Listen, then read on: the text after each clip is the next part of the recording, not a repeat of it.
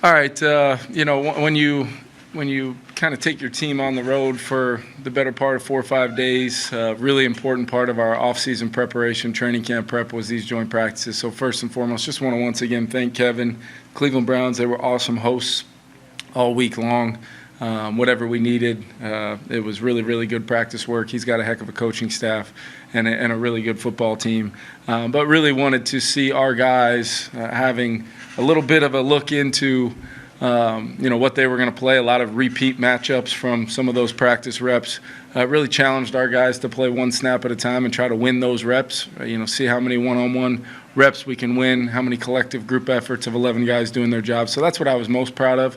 Proud of our coaching staff for getting a lot of players ready to play on some limited reps. Some guys, that just arrived recently, and to see guys go out there and function and do some good things. I thought there were some really nice performances. Lewis Seen, 10 tackles, 1 sack, and an interception. Great to see him really look comfortable out there and make some plays on the football. I felt his physicality, and I know the guys on the sideline were fired up to see Lou do his thing. I thought Nick Mullins and that first group that we had out there offensively today to start out the game, go down there and get a couple explosives, and Tristan showing up again, Speedy showing up, as well as just we wanted to run the ball as much as possible, see a lot of different guys. I thought whether it was Kene or Miles and Debo, I thought all of our backs ran well against a tough scheme to run the ball, penetrating front.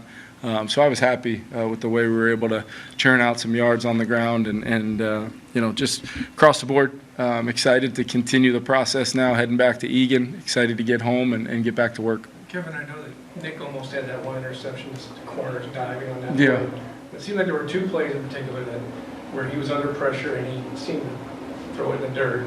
I mean, is that something? Yeah, even the player speaking of.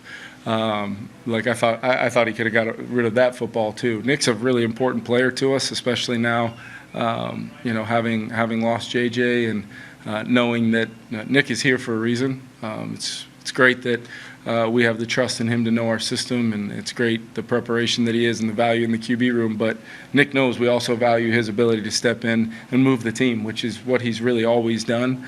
But I would have I loved seeing some of those throwaways, know when the down's over, know when we can live to fight the next down. That coming off of last year, I thought, that was a big kind of moving forward, get better point for Nick is just you do a lot of really good things. We just got to make sure we possess the football as much as possible at the end of the snaps that we do have, that especially the ones that maybe don't go our way. It's a great question mark because that's for Nick at this point in his career, that's what I'm looking for to go along with the expectation that he's going to run the show and be a field general out there for us like he always is. So I was happy with Nick's performance on the day. Really, a lot of different guys mixed into that huddle that maybe don't get a lot of reps. A lot of times we had a lot of guys down today. So really good to see Nick go do that. Ed Ingram starting, is that Yep. more because of your fit position, or you still need to see Ed Ingram? I just think these reps are so vital, and like I tell you guys all the time, we've got an individual plan for every player on our team, what we think based upon reps, what we think based upon getting them game ready. So I wanted to see Ed go out there. I thought he did some really good things in the run game. Pass pro for the most part was pretty good. We got beat on 1 TE, kind of stunt there on a 3rd down, but those are great reps for Ed to go out there. He was a captain today, and liked Ed being ready to go today, even coming off of quite a few reps in the joint practice setting. So would you have done it if Dalton was healthy? Or would have loved to see Dalton get some snaps today, and yes, I would have had Ed play regardless. Mentioned repeat McGlover, and he had a pick Thursday. Yep. Another one today. Yeah, no, I would have absolutely mentioned him if he didn't get hawked down there on the return. But no, I mean, that's no surprise to any of us. I mean, you saw the reaction from his teammates. Dwight's been basically, every other day or so, you feel like he's making a play, significant play like that. Just a really good example of the group of defense in there. They'd put together a little drive and, make him snap it one more time down in the red zone, and tips and overthrows and the ability to really flip the entire field 2 plays later. Jaron's throwing a touchdown to Malik Knowles, who was great to have out there as well. So Wes called the offense, and Durante and Mike shared the defense. Yep. How'd they do? I thought they did great. I mean, Wes had a great flow, really did a great job preparing the guys that were going to play, clear plan, very, very, unfortunately, I think a lot of our penalties came in the special teams phase today, but it felt clean, the operation. Wes called a great game, really mixed it well, some good third down calls, and put points on the board. So really want to compliment Wes. And then I thought Durante and Saravo were, it's always interesting when you're going to have two separate guys call plays with, what their one style is going to be versus the other. But I thought they played off of each other well. And like I said, just challenged the defense at halftime to not give up another point, and they didn't. The offense ended up giving up 2 there at the end. It wasn't entirely open. I mean, Samoa, that's a play that, inside pressure like that. For sure. Yeah, no, absolutely. And I think you could go through the list of guys. I mean, Gant had 9 tackles. BA had a really good play there. It looked pretty darn close to a safety on that one sack that he had. And then we, finish it with another interception there late. So, they're not going to get a lot of credit statistically, but I also thought our D-line, I mentioned the O-line, I thought our D-line, there was knockback, there was a lot of physicality up there, a lot of different young guys that we're really excited about, in a really competitive situation in that room. I think it was Carter kind of creating a little bit of traffic for BA on that sack. I think he had the hit on the pass it loop tip too. Yeah. I mean, to me, Andre is continues to get better. He's a guy that you felt him off the edge quite a bit. I'm sure you guys did as well. That outside, I think Coach Pettin's doing a really good job with that outside backer group as a whole.